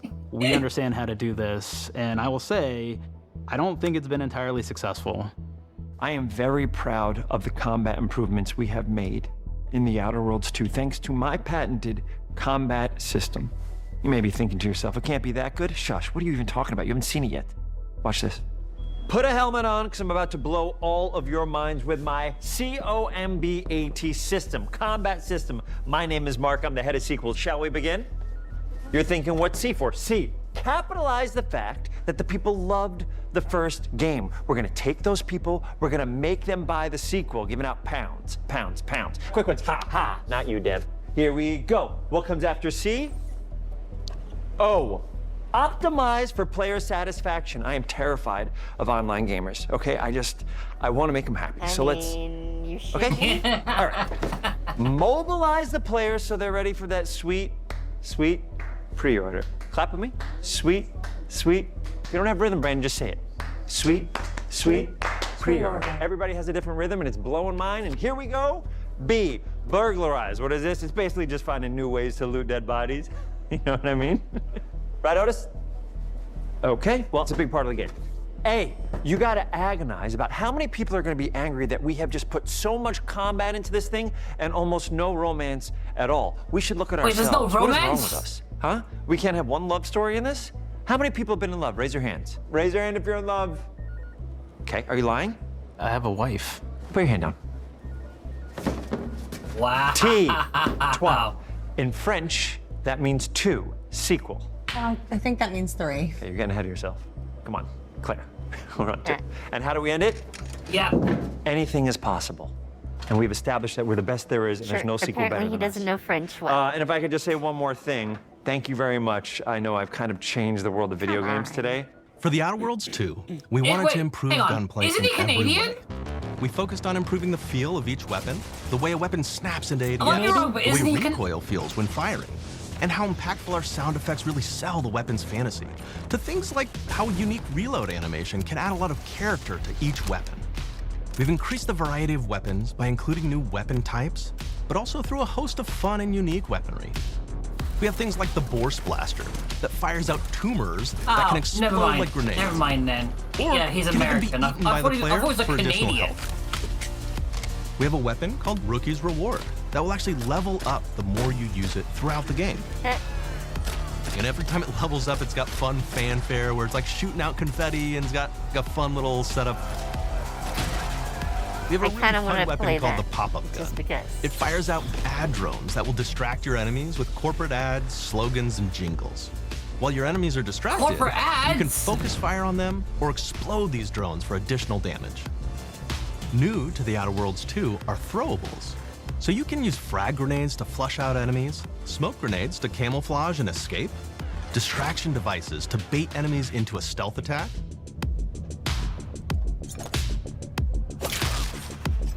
and even science grenades that will levitate enemies, allowing you to fire upon them while they float. Yeah, science!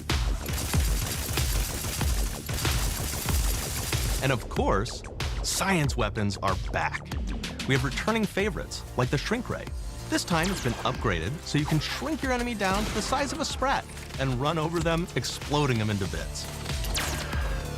The shrink ray, that was probably my favorite one from the first game, so we brought it into the second game, but we improved it though. So instead of shrinking your enemies for a short period of time and having them re-expand, this time they stay shrunk, and we actually added in the ability to step on them and kind of squish them and kick them, because we knew that that was the player fantasy. We knew that's what everybody wanted to do. They wanted to step on the enemies, they wanted to kick them, so we made sure to double down on that stuff. In addition to things like our returning favorites, we also have some really fun and unique new science weapons. One of them is called the Armageddon. This one's really cool because it actually shoots out these masses that are like these little arms that will stick to people or cover or all kinds of different things, and they will continue to just hit them until they get destroyed. Yeah. And we have another one that's just super cool called the Spectrum Dance Saber. This is a melee weapon that actually lets you attack to a musical beat.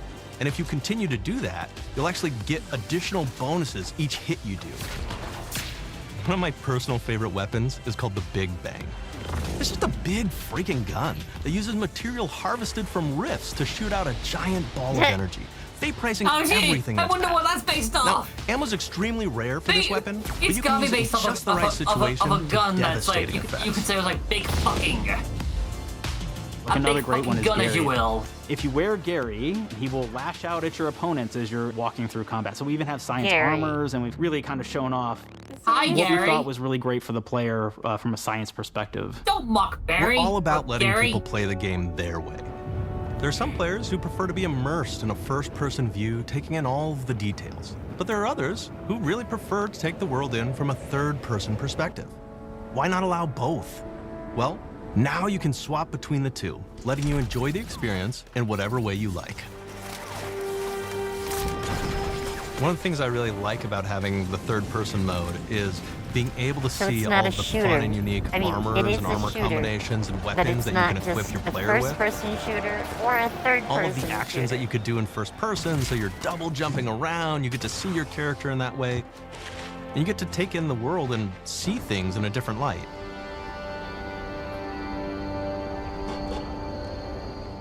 The Outer Worlds 2 is really the biggest game we've ever made. Bigger choices, more reactivity, more weapons, more things to find in each of the worlds the players can visit. The team has done incredible work bringing the Outer Worlds 2 to life. Ew. And we can't wait for you to play it. Even though we've always been a multi-project studio, this is going to be the first time we've ever released 3 games in 1 year. It feels amazing to do. We're so excited for more people to be playing our games. It is truly an exciting time here at Obsidian. We're exploring worlds big and small while expanding on franchises that we've created, and we have no plans to slow down. We hope you all continue to come along with us as we do what we do best, make your worlds your way.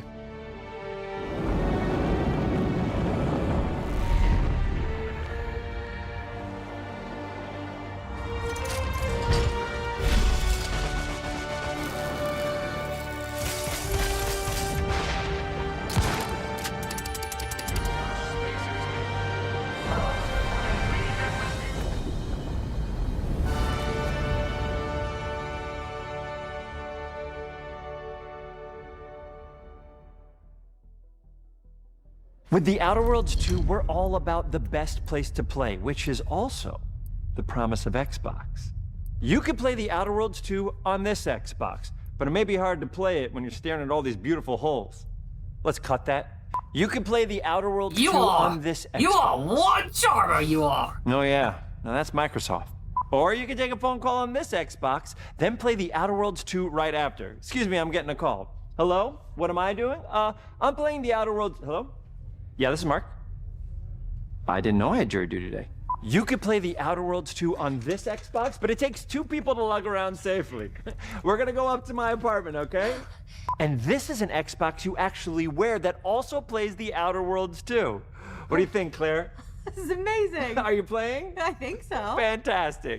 So now this is actually not an Xbox, so you cannot play the Outer Worlds 2 on it. You Nah, can't play anything on it. You'll somehow I guess find a way to Bread. turn it into an Xbox. You ever play Bread where you take it out of one slot, put it in the other? I don't have friends. If you pre-order the premium edition now, you'll get early access, which is like a prequel to the sequel, or is launch the sequel to the pre-order, or like, why are any of us alive at any time?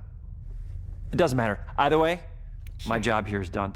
It's time for the Grounded 2 portion of the Direct, which is sort of like the sequel to the Outer Worlds 2 portion of the Direct, which I absolutely just hit a home run with. You want to switch over It's really to nice the to see my PC influence go showcase on to since other games. we are not Take sure it away, when this ends.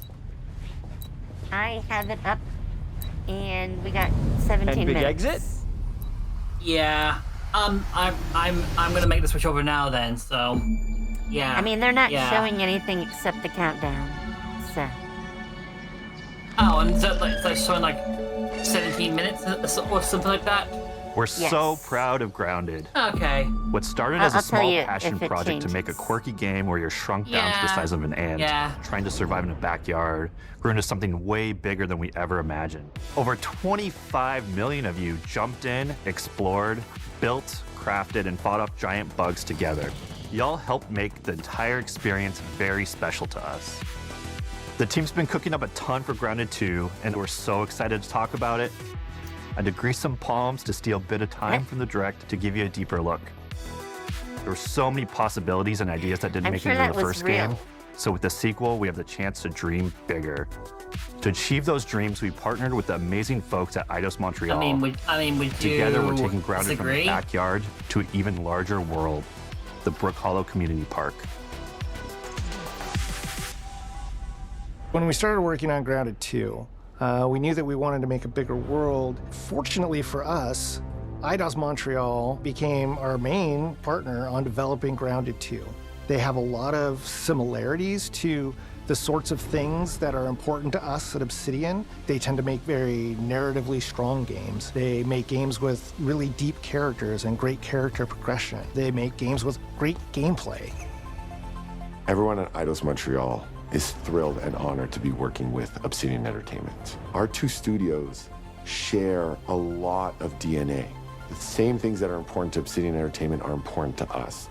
Choice and consequences, player communities, and doing justice to great IPs and great franchises. The fact that we're the first partners that they're working with to make a sequel to their franchise feels like we're an important part of their history. The events of Grounded 2 take place 2 years after the first game. The same 4 teenagers are returning. Yeah. So We'll switch there's from it's about 5 minutes before the show then. Hoops, Willow, and Pete. They're a couple years older, which means they've gone through a bit more high school, a bit more mature. It's 1992. The world's a little bit different, but we're still in that fun, nostalgic era of the early 1990s. In Grounded 2, we're moving the action out of the backyard and into the Brook Hollow Community Park. Not only is it bigger, it allows us to tell a lot more stories and expand the world of Grounded by exploring what the community of Brook Hollow has been up to and what they've been through. The park overall is about 3 times the size of the backyard, and our initial starting area is actually the same size as the entire backyard from the first Grounded. The reason we wanted to move into a park wasn't just to create a bigger world, but was to give us the opportunity to explore the community of Brook Hollow and what secrets have they been hiding. What we love and what we're excited about in terms of the park is the opportunity to create environments and landmarks that are mundane at normal size, but are colossal wonders when you're the size of an ant. Everything from a giant trash can to a community picnic table or a snack bar. All of these areas come to life in a brand new way. Part of the fun in Grounded 2 is that the park was evacuated really quickly right before our teens were shrunk. And that means that the park has been sort of turned upside down and is in a topsy-turvy state.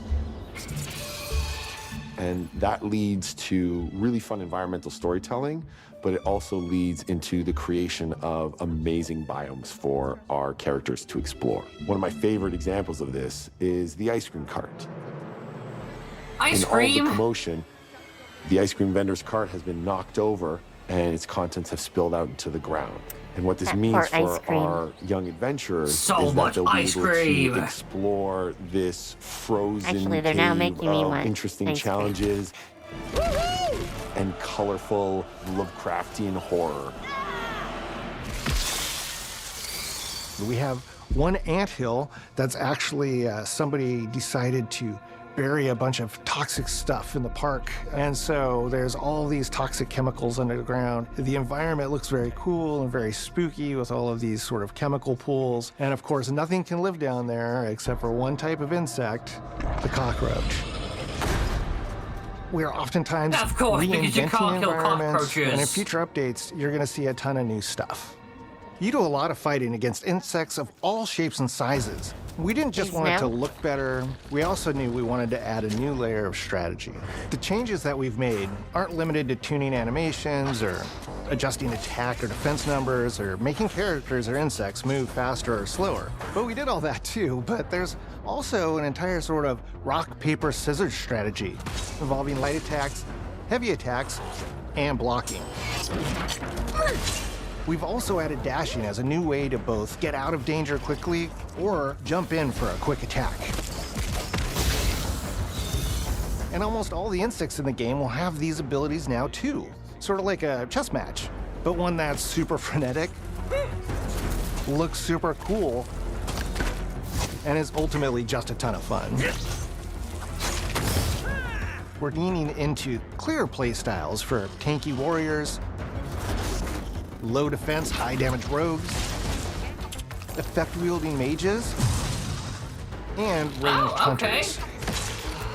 Give me a bow. I want a bow. In the first Grounded, we have mutations, and there were weapons and armors that favored different playstyles. In Grounded 2, not only will there be passive mutations, but there will also be active mutations. And a lot of those mutations support these archetypes. My favorite way to play pretty much any game is chasing after those game-breaking builds. And that's why I'm so excited for what we're doing with archetypes in Grounded 2. I'm all in on the rogue. Now, you can even dual-wield daggers. I've been dialing in this glass cannon build that stacks ambush, assassin, and cardiofan mutations with the wolfbane daggers and the wolf spider armor. It lets me open up combat with massive backstab damage that also inflicts venom. Then, I can use the extra stamina to reposition and try to dodge, rinse, and repeat. It's high risk, high reward, and absolute chaos in all the best way. I'm looking forward to seeing what wild combos the community comes up with and what they inevitably break once they get their hands on the archetype system. It's going to be awesome watching it evolve with player feedback and watching us try to keep up with all of your game-breaking builds. One of the great things about Grounded is the variety of players it attracts, from builders to crafters and everything in between. If you've ever watched me on Casually Grounded livestream, you'd know that I'm neither. I am a murderer of insects. Personally, I prefer the term harvester. I love going out, hitting things, and bringing the materials like insect body parts back to my friends to use. This way, we keep progressing and playing together. We're also trying to make sure that armor and equipment are easily understood by the player, especially when they're playing co-op with their friends. It was really, really important for us to deliver on all of that for the bigger space and experience, because that was the only way we could truly support the feature the community has been asking for since the very first Grounded release. Mounts. Our mounts, we call them buggies, have an entire suite of moves and have their own special abilities and attacks. We really wanted the buggies to be an extension of the player in every way possible. And that meant making sure that buggies had unique and valuable abilities across all the core pillars of Grounded. So that doesn't just mean exploration and travel. That has gameplay implications for combat, crafting, and building as well. Just like how we wanted to expand on player playstyles throughout the game, we're going to make sure that every buggy that we add has its own personality. The Red Ant soldier can enlist up to 2 Red Ant workers to follow you around and help you out. If you get into combat and you don't want to fight while you're saddled on your buggy, you can jump off and they'll fight right alongside you and provide support. The Orb Weaver buggies are a little less useful when it comes to general utility, like building a base or harvesting, but they're awesome when it comes to combat. Sure, their defenses aren't super strong, but they're heavy hitters.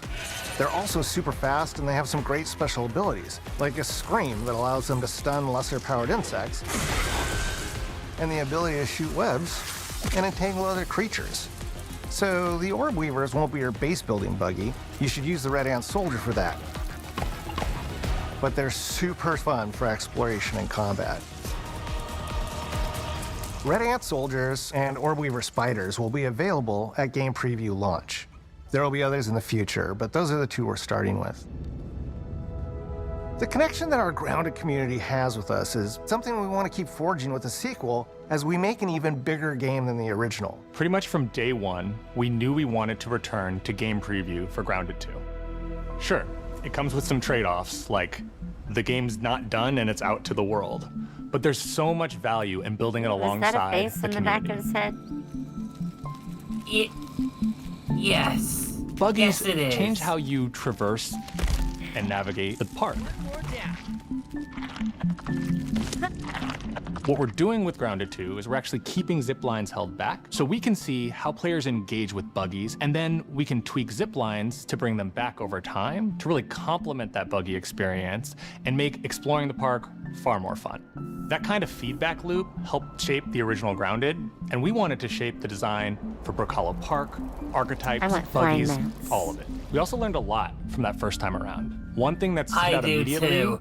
But players we all know blaze that's gonna through our just that's gonna content, utterly especially the story. destroy That the makes balance sense. of getting around Story, the place. characters, world building, that's kind of Obsidian's thing. It's the flavor we bring to the survival genre. So this time, we're starting with a much bigger baseline. There's been an explosion at Brook Hollow Park. Chaos descended on a ceremony commemorating the 2-year anniversary of when 4 teenagers were miniaturized against their will. One of our favorite parts of the first game was watching the community uncover clues and spin up theories. This time around, we're leaning even more into that, and we'll be keeping a close eye on what our players discover and how they interpret it. Because you never know what might inspire us as development moves forward. We really started to hit our groove at the end of Grounded 1. We found that being open about what we were planning and then following through was key to building trust with the community. As a small team, we had to experiment with update pacing and scope, and what we found resonated the most with all of you were bigger, beefier updates, even if it took us a little longer to land. That's not being done for a that's the limited plan. run. Larger, more A complete physical updates, a spaced physical out release just that enough so we can Europeans can take actually your get their feedback hands on. seriously and make every drop count. You can expect in our big updates new buggies, new biomes, new building pieces, all the good stuff. And we're launching with a public roadmap so everyone knows what to be excited about in the future. All of us at Obsidian Entertainment and IDOS Montreal are super excited about how close we are to letting all of you players get shrunk a second time and explore the all-new park on buggies in Grounded 2. If you're a returning Grounded player, we're really looking I like forward the to you cannons. experiencing That looks all the fun. improvements. If this is your first time getting tiny, Yeah. then all I can tell you is that a world with an entirely new perspective and an entirely new feel awaits you in Brook Hollow Park. It's time to ride together and survive together.